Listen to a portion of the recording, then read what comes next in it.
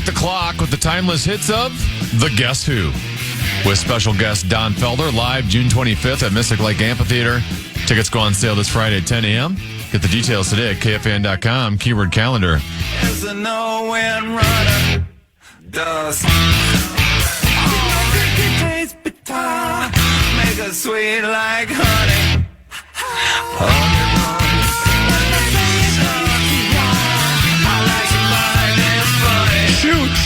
Shoot. I yelled. You didn't yell that last night, did you? Times, yeah. I mean, not really loud, but I had to. Yeah. That's what I do. Just before 1, let's get started with 5, 3, 4.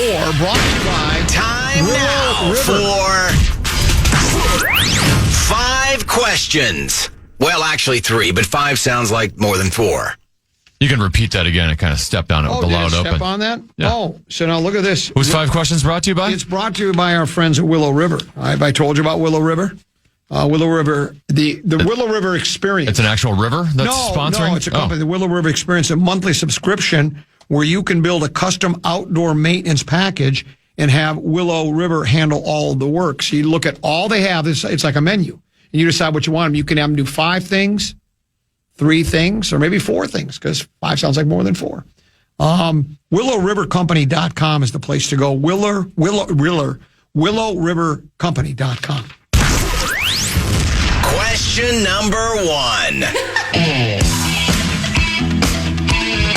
It's now time to take an in-depth look at the welfare of the Wolves.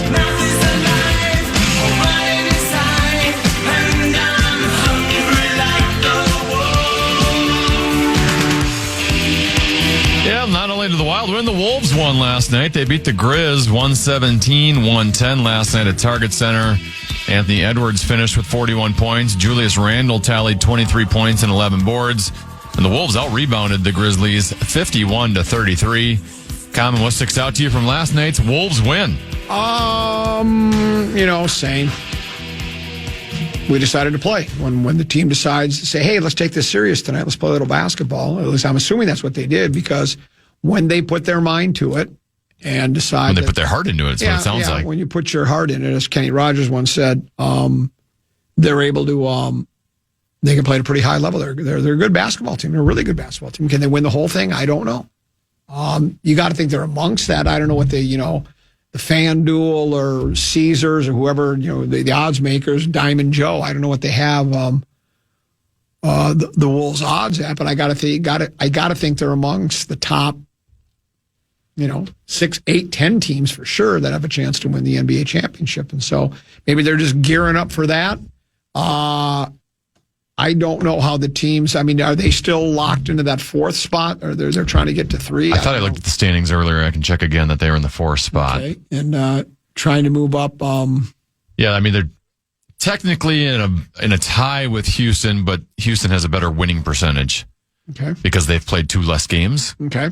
But in terms of how far back they are of the teams ahead of them, they're the exact same. And look like Randall maybe he's feeling better now, because I think he had some issues. I think was he sick, and then he was tweaked something. He had tweaked something. I don't know if it was, I don't know. Hip bone connected to the would be the knee bone or thigh bone.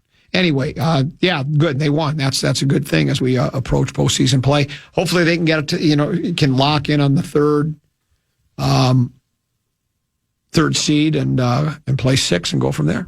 I'd be curious what the actual basketball fans think of best potential matchup, right? I think it's probably going to get Denver, LA Lakers, or I guess Houston could still maybe slide. Yeah.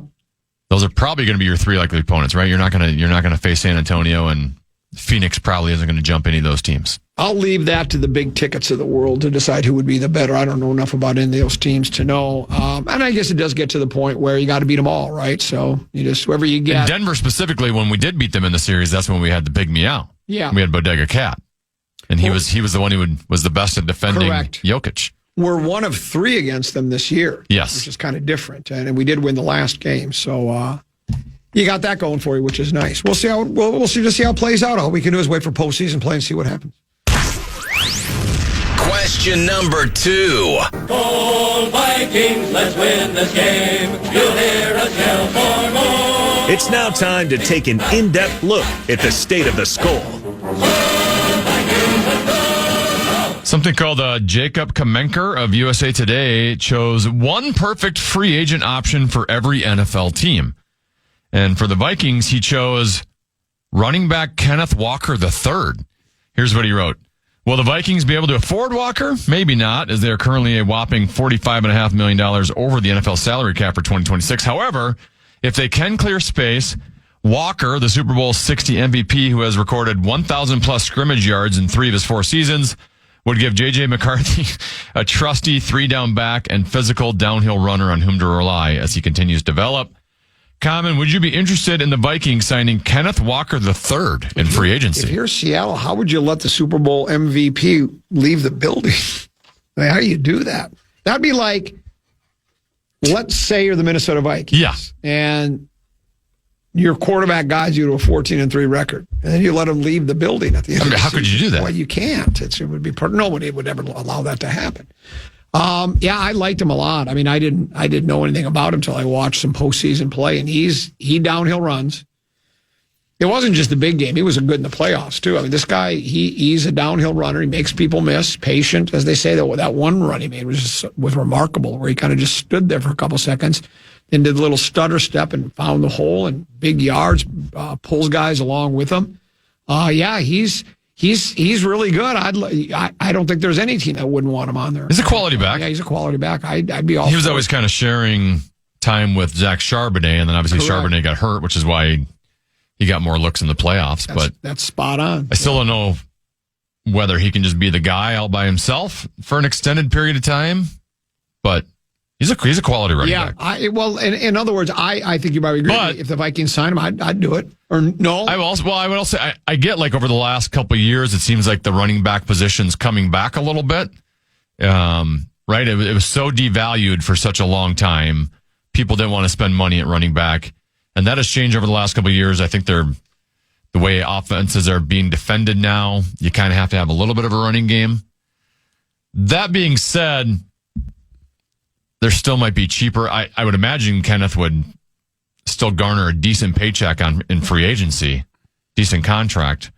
And I don't know if I'd want to spend the money to get him, especially given the cap issues the Vikings have. I think I'd rather put that money at other positions and try to find a cheap option at running back. Hibbing's pouring it on now, Tennessee. They got a 4-0 lead late in the second period. They're pretty good. Why is their logo an anchor? Are they I thought they were the Hibbing Blue Jackets. Yeah. What's an anchor? How does that have anything to do with Blue Jackets? I always love that one. Well, I'm being serious. Did you see the logo there? Yeah. It's an anchor. I don't understand that. They're known for their iron mine, the Hull Rusk mine. Their iron ore. They should have iron ore pellets. Why would like the color of your coat then lead to putting an anchor on your? Yeah. I don't know. Anchors away, me boy. I guess, I mean, if you look at a seafarer's jacket, it is a dark blue, but it still doesn't make any sense to me. And, I'm being serious. I don't understand it. Well, Blue Jacket is a sailor in the Navy, so I'm guessing it's lakes related up there. Oh, I did not know that. See, I did not. I don't know if you're fishing or not. No. Well, guys from the Navy don't fish. I mean, I know they're on a boat, but they're certainly not fishing. No, I didn't know. I didn't know that. I didn't know a blue jacket. I thought was like from the Revolutionary War. Also, if you're going to have a cool logo like an anchor, put it on the front of your jersey. Yeah. You like that? They kind of have like a Washington Capitals look right now on the front of their jersey, where it just has the letter. It says Hibbing written out. Put the anchor on the front. So you like that logo? You're saying? Yeah, it's a Okay. cool logo. It's all right. It's all right. Looks like the United States Coast Guard to me, but that's just me. Question number 3. I do love that they're playing an entire county too. It's Dodge County. Yeah. Controversy. I'm going to say something controversial. That's interesting. It's time now for the controversial question of the day. All right, Common. If you could live in any time period before you were born, what year would you go back to?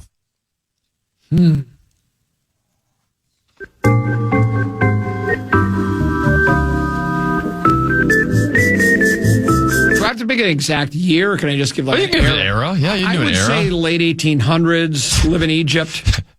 I'm fascinated with how they were able to build those pyramids like that. So that was probably what I would select. I think coming out of WW2, the 50s were pretty cool. We'd won the war. 50s was when rock and roll music started and all that, and the automobiles were cool. I think maybe the 50s. 50s? Yeah, I mean, I was born in 58, but I'd rather have lived through the 50s, though. That would mean I'd probably be dead now.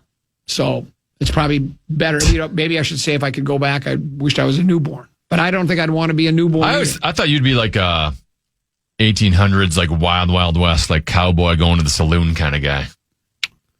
I've been to old saloon number 2. Ever been to saloon number 10 where Wild Bill Hickok got shot in the back? There. Yeah. I've told that story before we started playing cards at the table, and the sheriff came in, and he basically said, you can't do that. He basically threatened to throw us in jail. He goes, we hang people for less than that here. And I said, okay. Then the owner came in. We told him we were out-of-towners and wanted to play cards at the old number 10 saloon where Wild Bill Hickok got shot in the back with the dead man's hand of aces and eights. And he said, okay. So we're playing cards. Check out this goal quick, by the way, before you continue your story, the Dodge County goal. Hey, Dodge County on the board. He got the puck and put it through his legs, shot it through his legs. Oh, yeah. That's unbelievable. Yeah.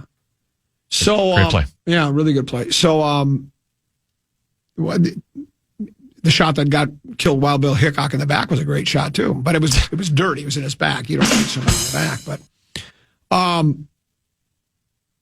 and we told owner guy, we said, we want to play cards in old number 10. He said, you want to play cards? Come on with me. So we played poker with him up at the front table. Sheriff comes back about an hour later and acts like he never talked to us because we were playing at the owner. It was all good. We were all slapping each other on the back and playing cards and drinking shots of whiskey, and it was a great time. Yeah. So yeah, maybe 1800s is where I'd go back to. Question number 3.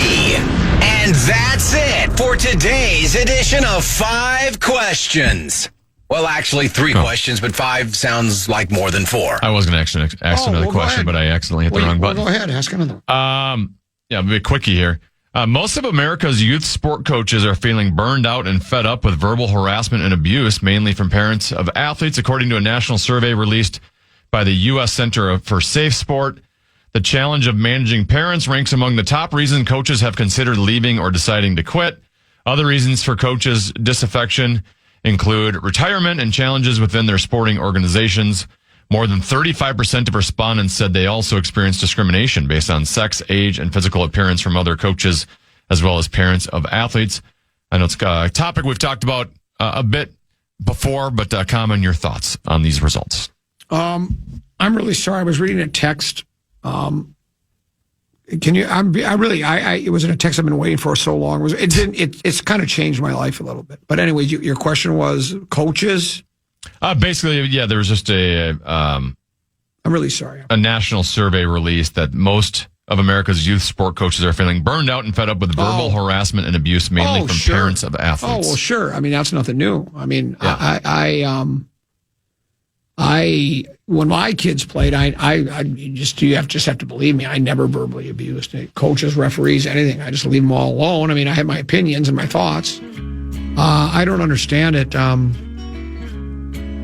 I guess a lot of it from parents that probably think their kids. I mean, I would jokingly go up to a referee.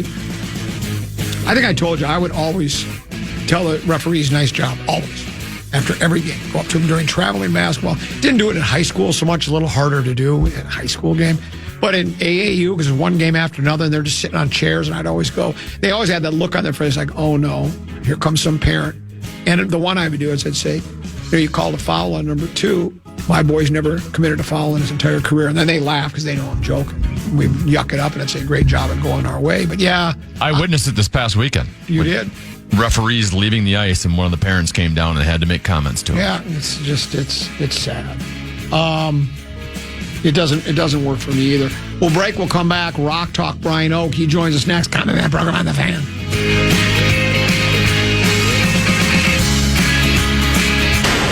And that's it for today's edition of 5 Questions. Well, actually, 3 questions, but 5 sounds like more than 4. Clap. KFAN celebrates our $5,000 teacher winners in iHeartRadio's Thank a Teacher, powered by Donors Choose. There's still time to nominate a public school teacher making a difference. They could be next to win $5,000 to make over their classroom. Do it now at iHeartRadio.com/teachers. Turn away, let me go, never let the tears show. Thank you, but for the first time, I don't need to see how the world looks from your eyes. Turn away, let me go, never let the tears show. Apocalypse, descending, kick down the hall, she's pretending. Love never left these empty halls. The queen of the summer, don't you know? God did a runner years ago. Queen of the summer, we have got to move on. Queen of the summer, you're in a dark place. You left the lover. I found disgrace in the skies. Turn away, let me go, never let the tears show. Couple 13-14. This isn't a Budweiser commercial, is it? We are back. No, we're back. Couple 13-14 past. I'm Comedies tend to be excited and delighted to be joined by Brian Oak. For ROK TOK podcaster, you say 556. Yeah, award-winning. How did you know it was number 556? I pay attention. I've listened to every single one. That is absolutely not true. But yeah, the Brian Oak Show podcast is 550 plus episodes deep. And yeah, things are going great. Recently nominated for an award. And again, I can't say anything, but I'm privy to the fact that we might be somewhere on the stand come the end of the evening. We'll see. We'll see how it all shakes out. But yeah, things are off to they're going very nicely. The podcast is rolling along. Just recorded another episode this morning. Yeah, it's going great. And you can get it anywhere that you get your podcast. But of course, recommended and the world's number 1 place for podcasting would be the iHeartMedia app, iHeartRadio. Will you do that?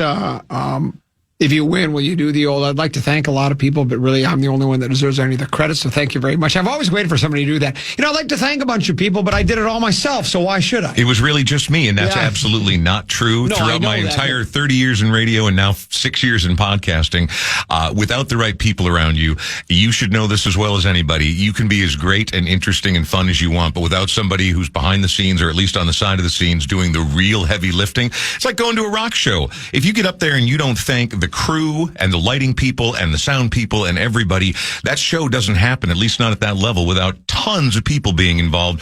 That being said, it was primarily me. There you go. Well, and then you get, I love, I've seen this bit before, where someone goes, I want to thank a few people. And he pulls out a sheet of paper. Right. Then it drops to the floor, and it's like that accordion thing. Right. Isn't that funny? And then everybody in the crowd goes, oh, boy. Oh, this could be a while. Yeah. So that's an old Yeah, I don't know if there's going to be any awards ceremony or anything, but got some interesting news coming in late April, I believe. Very good. Yeah. Over the weekend, I don't watch a lot of television. I actually don't either. I moved into a new place 6 months ago. All I have is Netflix. I don't even have regular TV hooked up. So I watch almost no television. Well, I watched this. This was not Netflix, but it was one of those streams. It was Amazon, Paramount. What are some of the others? I don't know what. Netflix, Hulu, Peacock. It was Peacock. I don't know who it was. I can't recall. Right. Man on the Run. Oh yeah. Have you seen it yet? No, I haven't seen it. I did see the trailer and it looks spectacular. But also I work at the record store in Hopkins there, and already we're being inundated by phone calls of people looking for the soundtrack. But apparently it's supposed to be amazing. Have you seen it? Maybe I'm amazed. That's how amazing it was.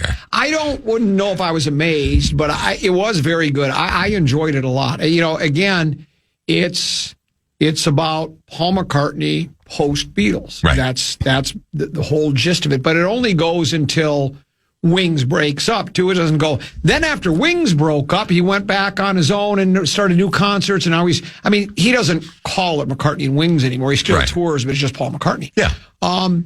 But it was really good. If you're a Beatles fan and a McCartney fan, I'm a fan of all of the Beatles. But if you're if you're a fan of Wings, which I was, it's really enjoyable. It took you behind. What I found really really interesting. I don't know if fascinating is too strong of a word, but all the video that they had from home movies of when the Beatles broke up, they moved to Scotland. And they moved to an old ramshackle farm. I mean, this place looked like it should be condemned. Right. They were roughing it. This very wasn't rural, very out there. Yeah, this wasn't Rosen thinking that living in Cold Spring, they went to stay at a friend's cabin in Cold Spring. Of course, cabin for Rosen is a $1.2 million home. It's more of a lake home, really. Yeah, and he goes, it's 20, the nearest grocery store is 20 minutes away. He was just stunned. That's roughing it. Well, me roughing it is Holiday Inn with the window open, but that's another story. Thank you. Copyright pretty Alex good. Cole. Yeah. But they were living in a ramshackle place. Yeah. And he was what I found. I guess I've always thought I'm fairly knowledgeable about the Beatles, pre, during, and post.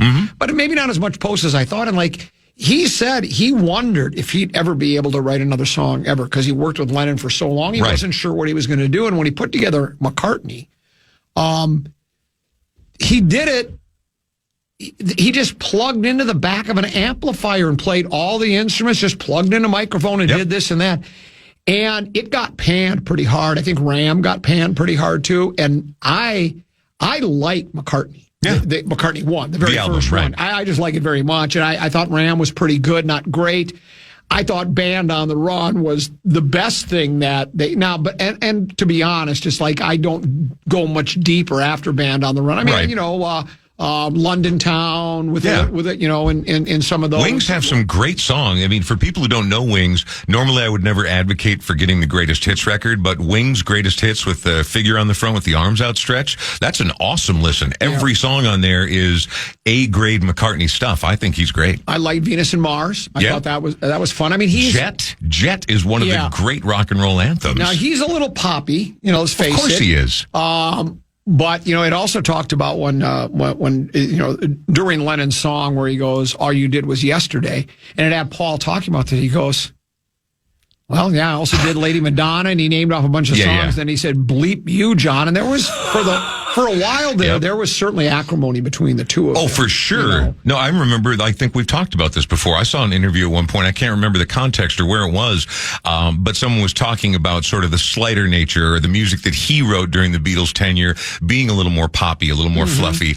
And he looked right at the camera and said, I wrote Helter Skelter, Charlie Manson's song, which I think he was going for I'm Hardcore too. Maybe taking credit for Charlie Manson's madness is not a great idea. But no, I think that was, I mean, that creative tension between the two of them probably fueled them to be what is still regarded as the greatest rock and roll outfit of all time. And you come to learn, he missed being in a band. Yeah. The other guys, I don't think it mattered as much to them. Certainly not. It didn't really matter to Lennon. He and Yoko did music together. And they had, side musicians. But McCartney wanted to be, and that's when he created Wings. And Denny Lane, who was a longtime Moody Blues player. And then they got their first iteration of them. And then some of those guys left. One died of an overdose. And then he got another group of players to play. And everybody wanted to play with McCartney. And there's some just, he always wanted, he said, to have everybody to be like an equal. But as most people discuss, it's pretty hard to be an equal with Paul McCartney. You can say, Paul can look at you and say, you're an equal in this band, mate. Yeah. And it's like, well, no, I'm not. I'm just not. The other thing that's a little disingenuous there is that anybody who saw the documentary Get Back, while a brilliant documentary, Paul is clearly the abject leader and is so utterly dismissive of George Harrison and his endeavors. And all these years we've heard that Lennon was the real jerk. Boy, that movie calls a lot of that into question. And he didn't seem like a guy who wanted to be in a band. He seemed like a guy who wanted to be surrounded by talented people, but who absolutely had final say. I think part of it, too, was he was, I think, more of the, not so much writing the music creative, but just the creative, like, he was the one that came up with the whole concept of Sgt. Pepper's. That was his idea. about we'll be a band, but we're not really the Beatles. We're a different band, Right. and we don't want to be the Beatles so much anymore. And with the other part, though, that you got from Get Back is that Lennon was pretty strung out on heroin at that point. Oh, yeah, he And- was checked out. and he wasn't bringing much to the table anymore. Right. And I'm sure McCartney was annoyed by it. It's like, well, now I got to do everything, And so he kind of just took the bull by the horns, or the ram by the horns, as it were. Good one. Thank you. I thought you'd think, but I highly recommend it for anybody that's a McCartney fan, because I did grow a bigger appreciation for Wings. I always liked Wings, didn't love them, and I'm not going to even suggest I love them now. But I was reminded as they were playing songs from, I forgot about that song and this song and that song. Well, it's a good story that contains a character from one of the most important bands in rock history, so that alone makes it worth the time. Also, when we come back from the break, we should talk a little bit about that new Elvis documentary that's out right now, because my it is sister getting saw it. outrageous buzz right now. Let's do that. Well, yeah, but it's Rock Talk going on here with Brian Oak, Common and 10 to Be, right here on the Fan.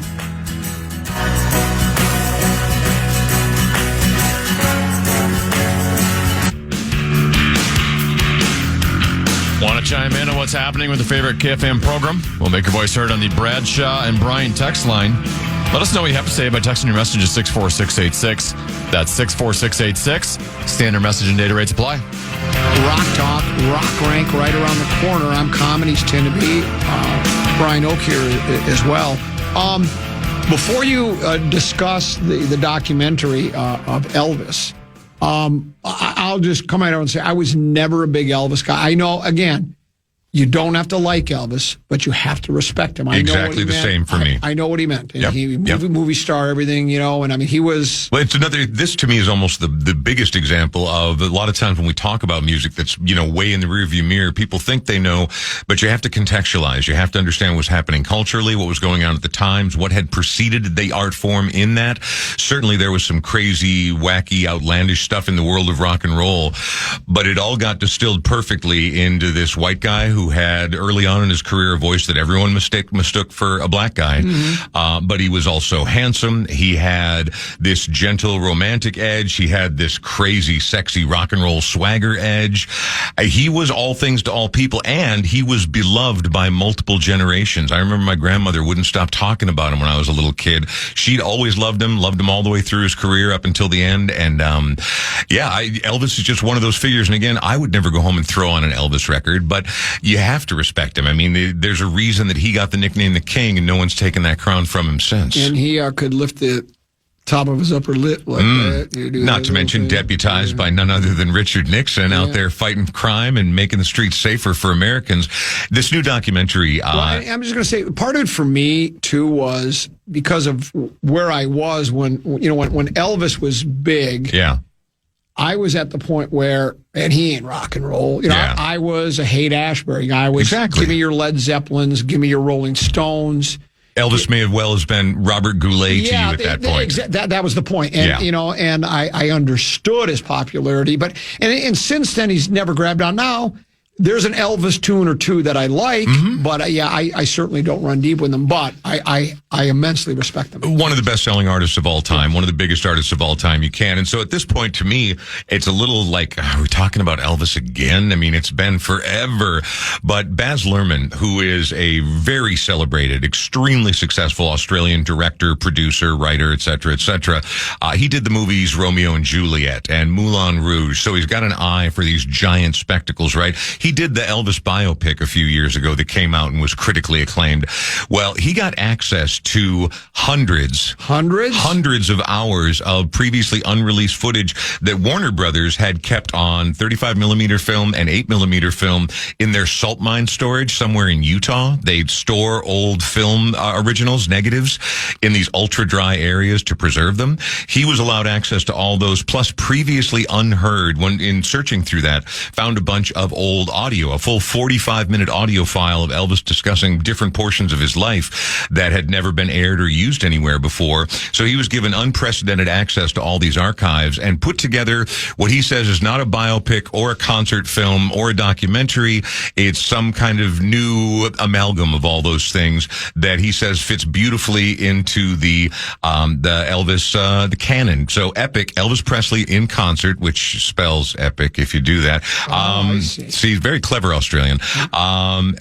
I haven't seen it yet, but I've seen enough clips from it that he has gone through and chosen and curated the flashiest, biggest, most iconic moments from, because this is later Elvis. It's not yet Fat Elvis, but this is Gold Jacket in Hawaii Elvis, right? I mean, so while not still the teen heartthrob he once was, still absolutely considered one of the best known figures on the planet and one of the biggest rock stars of all time. And so it's an interesting, flashy era. There's incredible footage, apparently, that he went through. And if anyone's going to do this, I trust Baz Luhrmann to make it the spectacle it is.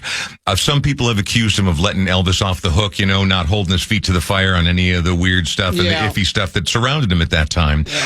But if someone's going to do a big, beautiful puff piece on Elvis, I'd go see that, and Baz Luhrmann's the guy to do it. So I probably will see it, but again, I'm not rushing to because I'm just a kind of a Elvis fan. I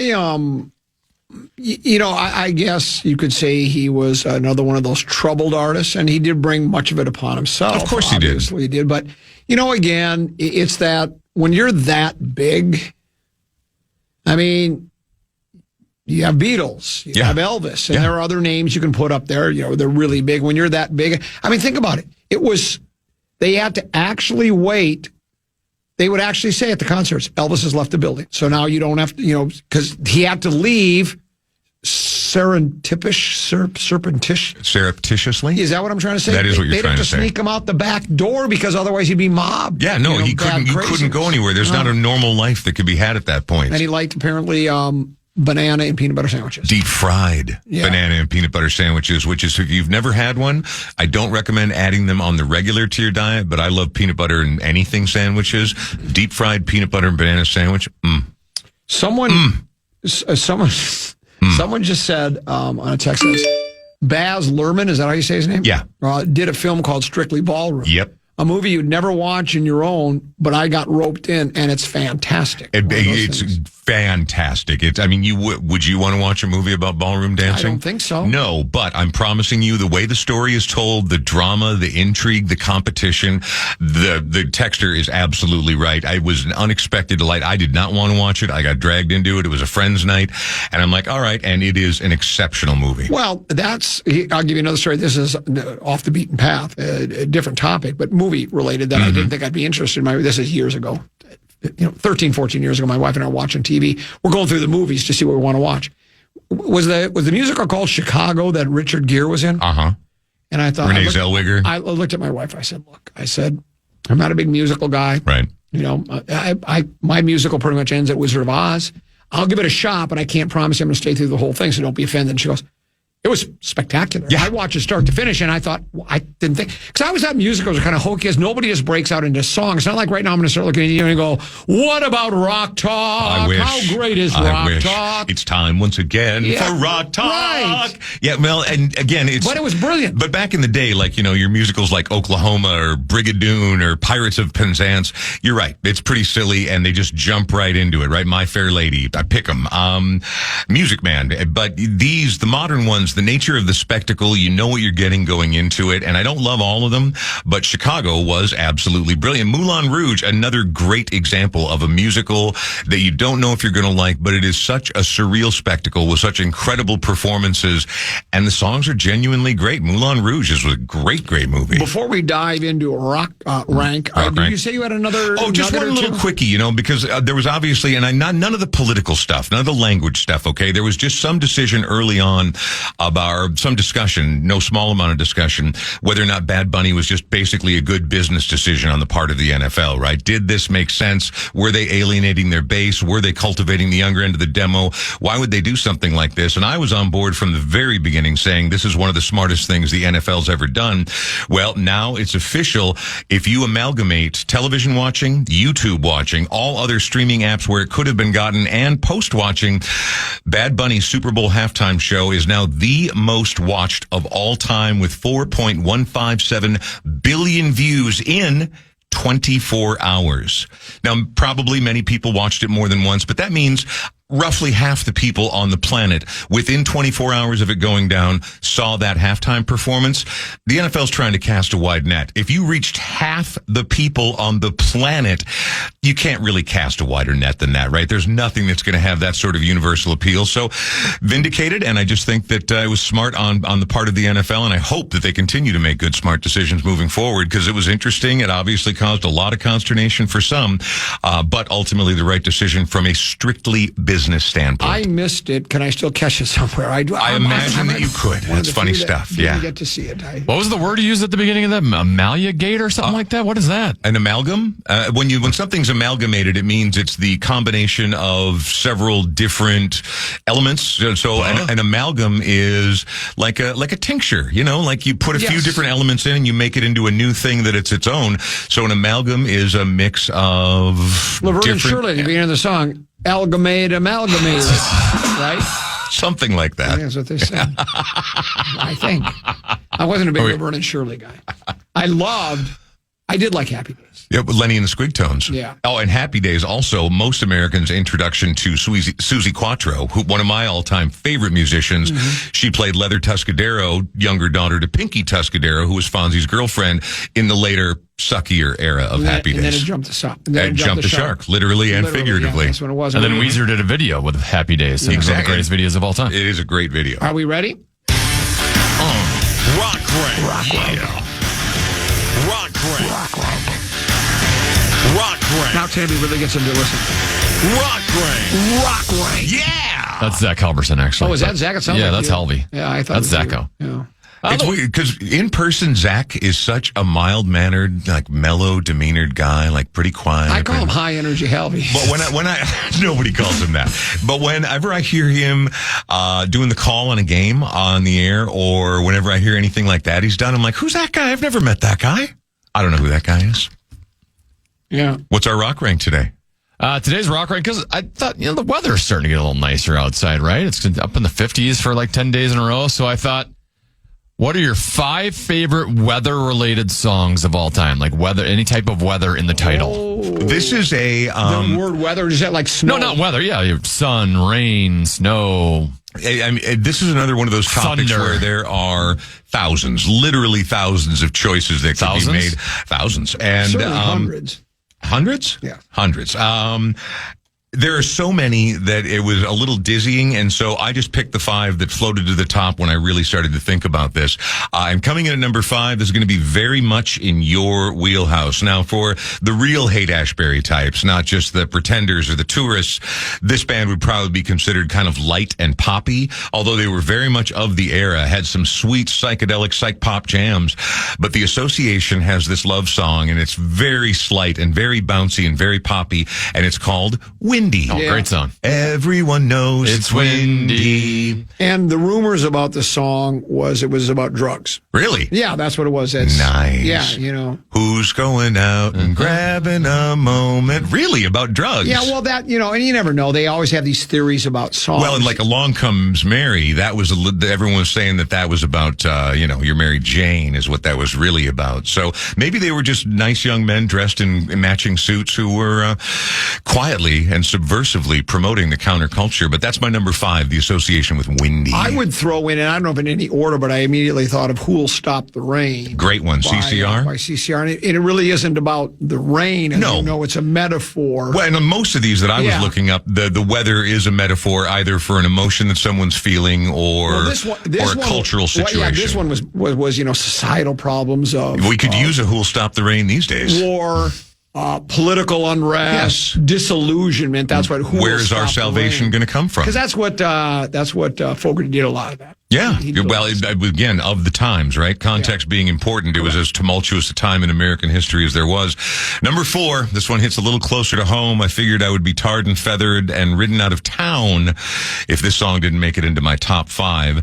And it doesn't really happen very often in nature, but it is absolutely etched on the bones of being a Minnesotan, and that would be Prince's Purple Rain. Not as good as Purple Prey. No, but no. Well, what is? Yeah. Purple Rain, though, I mean, it's the name of the movie. It's the name of the album. It is the emotional centerpiece of that movie. By the time we get there, we've been through the ups and downs with the kids. We've known the heartbreak and the family struggles and everything else.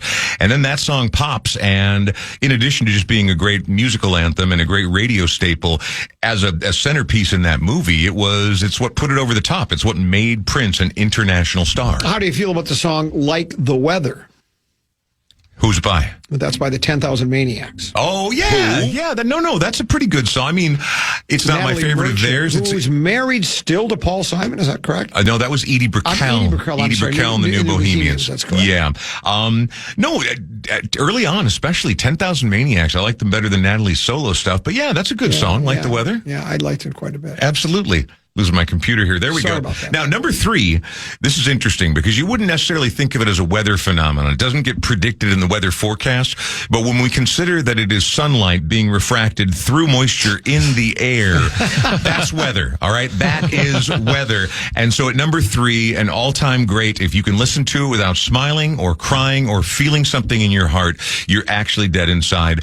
I'm going with the Muppets rendition of Rainbow Connection at number 3. I mean that sincerely. You can giggle like, what do you mean, huh? Well, no. Well, it's little. The rainbow is weather? I mean, what is weather? We're not denying the rainbow part. I'm just you picking that as whether your it's song. good. Yeah. Oh man, you people didn't have a childhood, did you? You're just dead inside.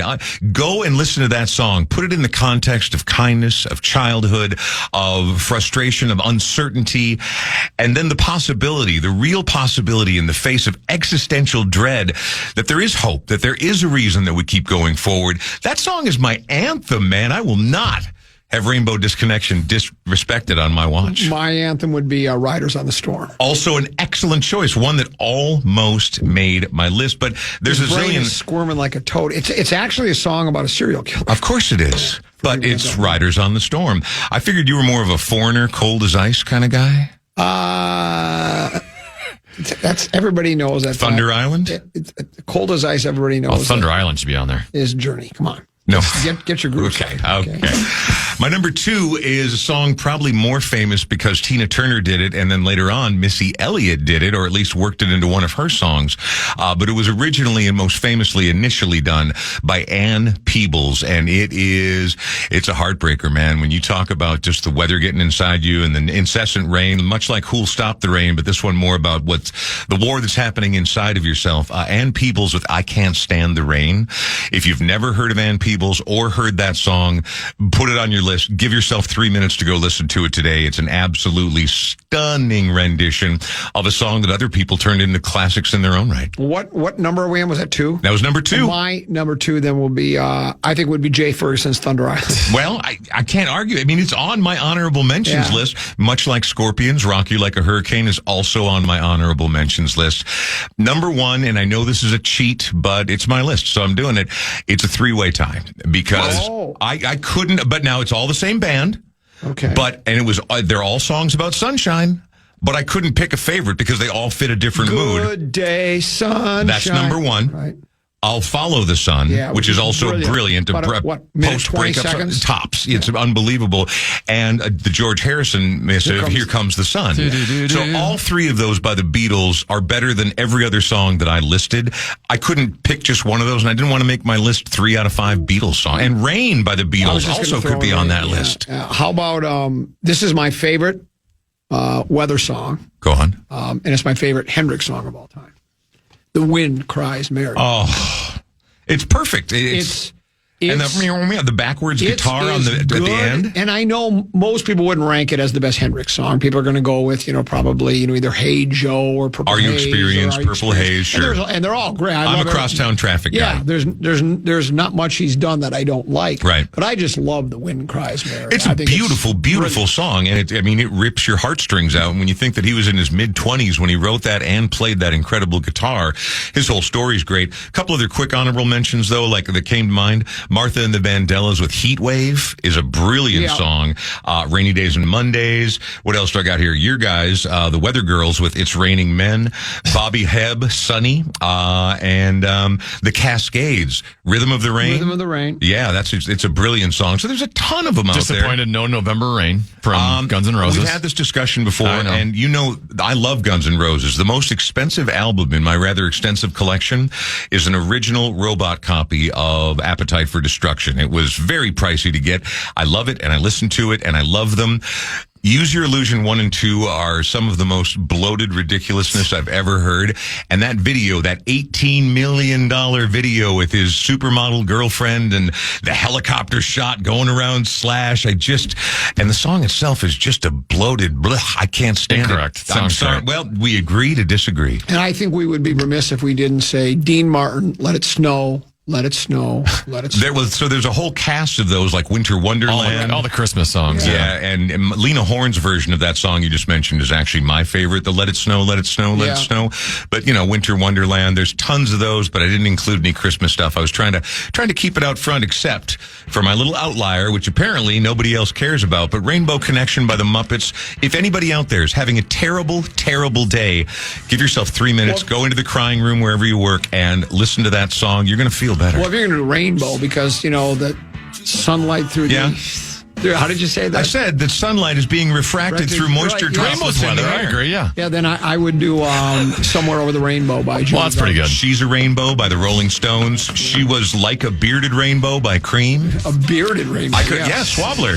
We could have done all rainbow songs. By the way, maybe next time. Big miss, no Milli Vanilli, Blame It on the Rain. Yeah. How do you not include that one? Yeah, I got a great Rob Paleta story, but we'll have to save that for another time. We'll do that. And it's by the way, your podcast? Yeah, it's called The Brian Oak Show, and it is available. Well, you can just look it up online. But of course, we all know the best, easiest, fastest way to get to America's best podcast, some even award nominated and possibly award winning, is through the iHeartRadio app. That's Brian Oak. Rock Talk next week, Wednesday at 1:15. We'll take a break. And when we come back, the legendary Mark Rosen joins us next on The Fan.